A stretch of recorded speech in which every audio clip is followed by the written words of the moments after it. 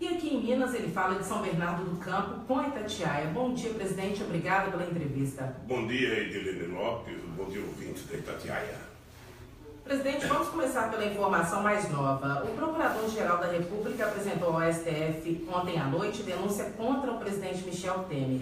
É a primeira vez que isso acontece com o presidente em exercício. O senhor acredita que ele vai aguentar até o final? E o senhor lutou para trazer o PMDB para a chapa. O senhor se arrepende disso? Veja, primeiro, eu não me arrependo de ter feito aliança com o PMDB, porque no momento em que nós fizemos aliança era extremamente necessário. E eu não tinha bola de cristal para saber que o Temer ia dar golpe na Dilma e ajudar a fazer o impeachment.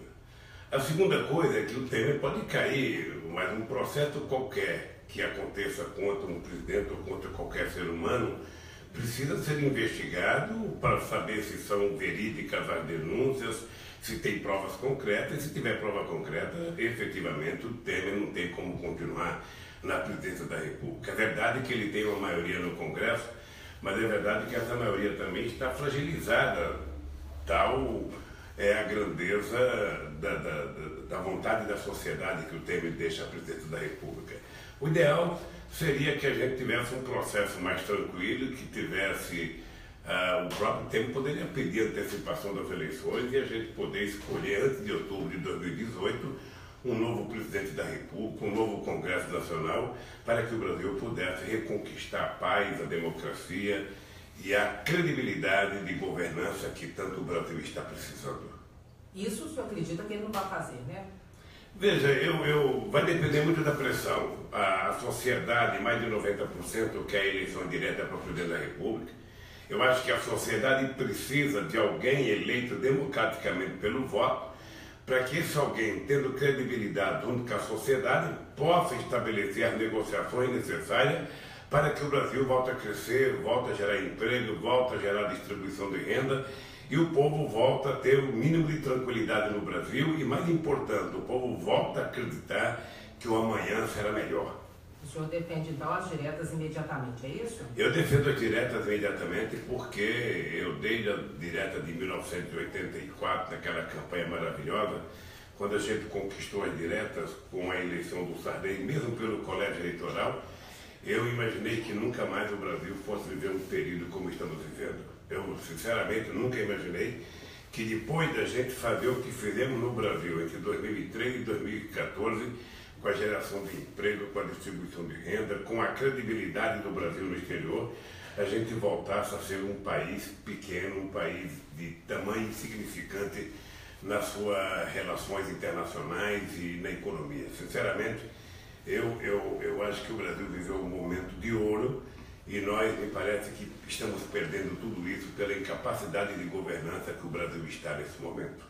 Presidente, aproveitando que o senhor falou no assunto eleições, na pesquisa Datafolha encomendada pela Folha de São Paulo e divulgada ontem, o senhor tem 30% das intenções de voto aparecendo em primeiro lugar, atrás Bolsonaro com 16% e 15% de Marina Silva. O senhor acredita que estará viável juridicamente? O senhor mantém a informação de que se candidataria e acha que pode vencer as eleições, mesmo com todo o desgaste dos últimos anos do senhor e do PT? E em função desse desgaste, muita gente defende que a esquerda tem que apresentar um novo nome, inclusive que não seja petista. Qual que é a avaliação do senhor? Ô Edilene, é muito engraçado esse processo de pesquisa e esse processo de credibilidade, porque, por incrível que pareça, o PT sozinho tem mais que todos os outros partidos juntos. Se você somar PSDB, PMDB, PL, o DEM, PDT, PSOL, você pode pegar todas as 30 legendas que tem, o PT sozinho tem mais simpatia do povo brasileiro que todos juntos. E se você imaginar o que eles fizeram comigo, sobretudo a imprensa, nesses últimos 2 anos, e eu estar em primeiro lugar, sabe qual é a impressão que eu tenho depois de olhar a pesquisa? É que eles estão tentando fazer uma procura de um candidato para me enfrentar. A impressão que eu tenho é que eles estão, qualquer dia, eles vão colocar placa nos postes, como se estivesse procurando emprego, ou seja, procura-se alguém para tentar derrotar o Lula. Eu vou te dizer uma coisa com muita humildade. Se for necessário ser candidato, serei candidato, e se for candidato, eu tenho convicção, tenho certeza que a possibilidade de ganhar as eleições é muito grande. porque uma das coisas mais importantes é fazer com que o povo brasileiro volte à sua memória para pensar o que aconteceu até 2014 na vida dele e o que está acontecendo agora, para que ele tenha clareza que um outro Brasil é possível, para que ele tenha clareza que a gente pode retomar o desenvolvimento industrial, a geração de empregos, sabe, o investimento no micro, pequeno e vendedor individual, a formalização da economia. Sabe, é isso que nós precisamos fazer para o país voltar a ser grande. E se eu for candidato, o povo sabe que não é promessa, o povo sabe que nós já fizemos isso. O povo sabe o que aconteceu nesse país entre 2013 e 2014 e o povo tem na memória o investimento no pequeno e médio produtor, o investimento no microempreendedor, o investimento em políticas sociais, o investimento em educação, em universidade, em escola técnica, no ensino básico. O povo tem clareza disso. E é essa clareza que vai fazer com que o povo não tenha dúvida que, se eu for candidato, eu terei a maioria dos votos do Brasil. O senhor acha que hoje a esquerda tem um outro nome forte? Um nome forte, por enquanto, é o senhor? Veja, eu acho que outros nomes irão aparecer. Eu tenho certeza que quando tiver começando o processo eleitoral, muita gente vai querer ser candidato e o processo de campanha é que vai fazer com que os candidatos possam crescer. Eu fico olhando o quadro político partidário hoje, eu fico olhando o quadro dos possíveis candidatos. Eu sinceramente acho que tenho todas as condições de, sendo candidato, ganhar as eleições. Obviamente que eleição e mineração a gente só conhece o resultado depois da apuração.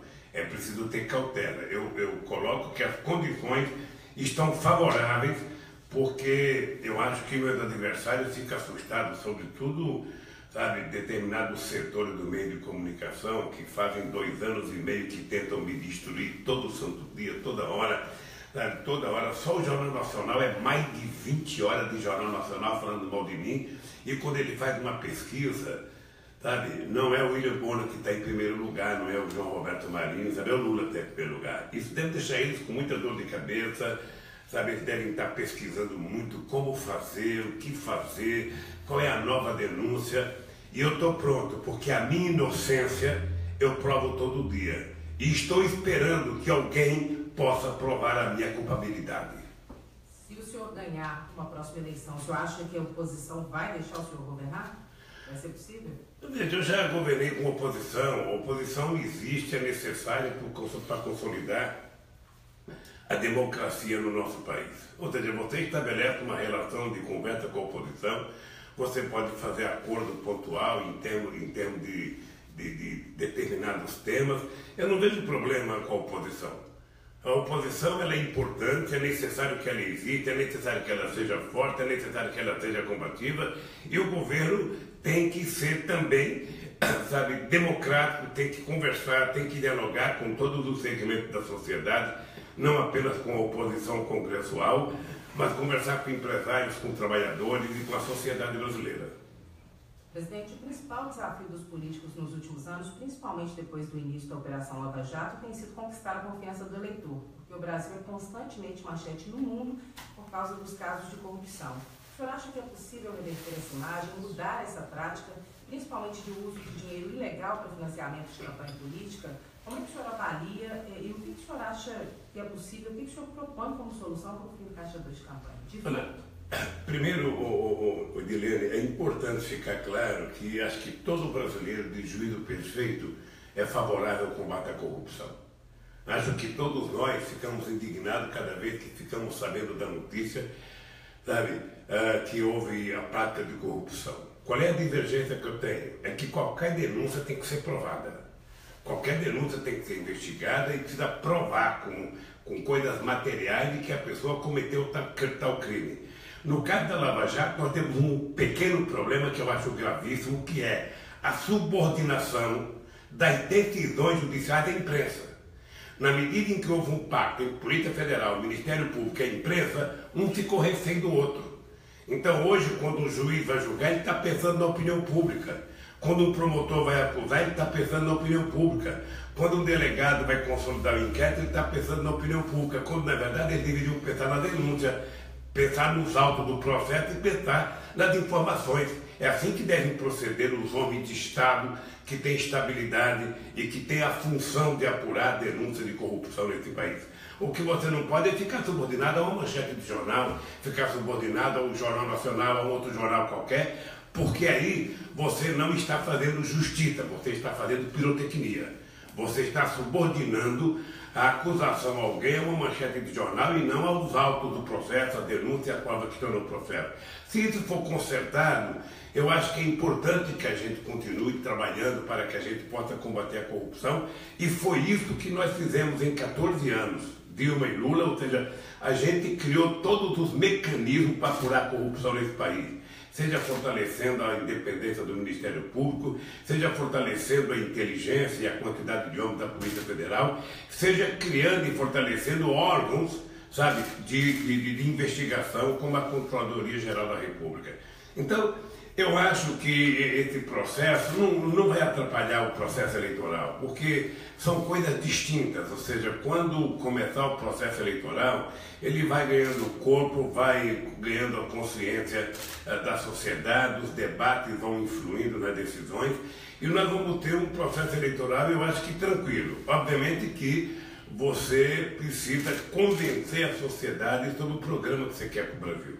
Eu acho que não precisa mais apenas ter promessa, é preciso que as pessoas acreditem que é possível que o amanhã dele seja melhor do que o hoje.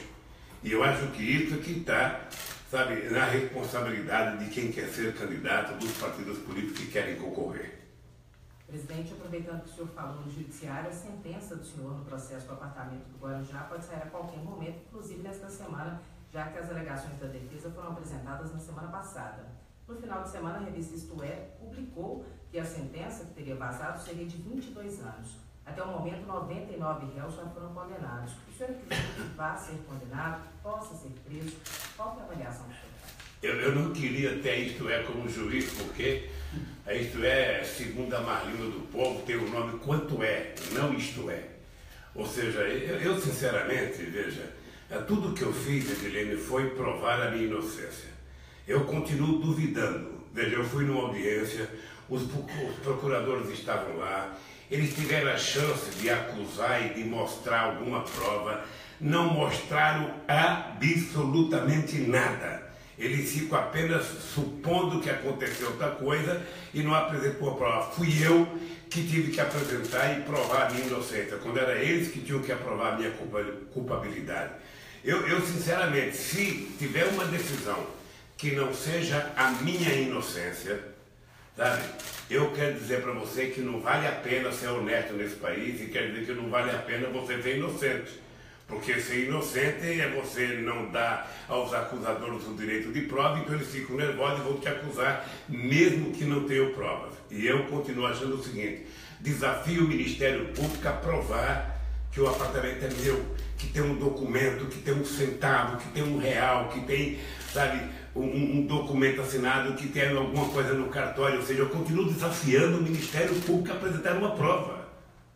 Porque não é possível que eu tenha um apartamento que não é meu, que não tem documento, que eu nunca fui lá, que eu nunca, sabe, morei. Sabe, eu quero saber, depois da decisão, o que vai acontecer. Eu estou mais ansioso que Isto É para ver a decisão que o Moro vai dar. Eu já fui lá, já prestei meu depoimento, os advogados já apresentaram a minha prova e até agora nada de acusação. Foram 73 testemunhas que foram me inocentar e nenhuma para me acusar. Então, no final, eles fizeram o empresário Léo mudar de discurso, porque o Léo até então tinha um outro discurso, aí trocaram de advogado, o advogado orientou o Léo para dizer que ele sabia. Ou seja, é o seguinte, é preciso ter mais seriedade. A delação, ela não pode ser avacalhada. A delação é um instrumento sério que fomos nós que aprovamos, nós que criamos, e não pode ser avacalhado do cidadão dizer, olha, foi fulano de tal, não tem nenhuma prova, porque nós estamos vendo, o Palocci foi condenado ontem. O Palocci foi condenado, não tem nenhuma prova a não ser a delação. Então fica palavra contra palavra e a pessoa não pode ser condenada por isso. É preciso que as delações sejam transformadas em coisas concretas, materializadas, para você poder decretar a prisão e a quantidade de tempo que uma pessoa vai ser presa. Presidente, o senhor falou Raul do Palocci, até agora foram 99 condenações. A pergunta que as pessoas se fazem em casa é se isso tudo aconteceu de fato, será que o presidente não sabia?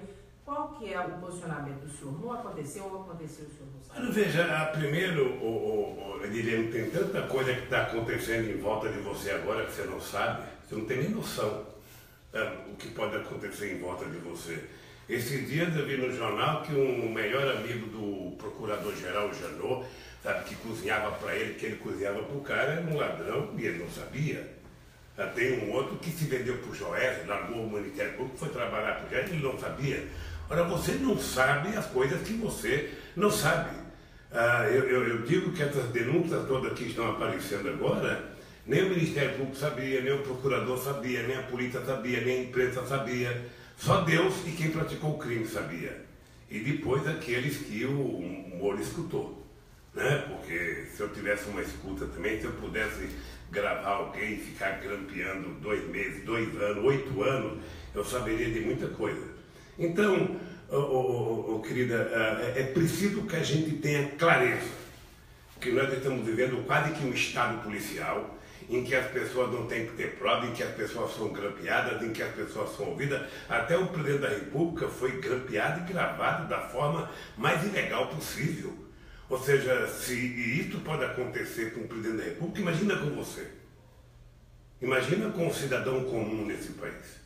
Então é preciso que a gente volte ao Estado de Direito Democrático, que a gente volte a fazer com que as instituições voltem a funcionar, a polícia cumpra a sua função de investigar, o Ministério Público cumpra a sua de denunciar e o juiz cumpra a sua de julgar, sem a pressão da opinião pública, que é o que eles hoje dizem que tomam decisão, porque eles ficam analisando pesquisa e acham que se o povo é contra, é preciso fazer. Quando alguém é juiz, não é para trabalhar com a opinião pública, quando alguém é procurador, não é para trabalhar com a opinião pública, quando alguém é policial, é para trabalhar com fatos. Fatos concretos, sabe? Pró ou contra. Se for inocente, dizer que é inocente. Se for culpado, dizer que é culpado, então as pessoas têm que pagar pelo erro cometido. É assim que eu penso, é assim que eu vejo e é assim que eu entendo que deveria funcionar o Brasil.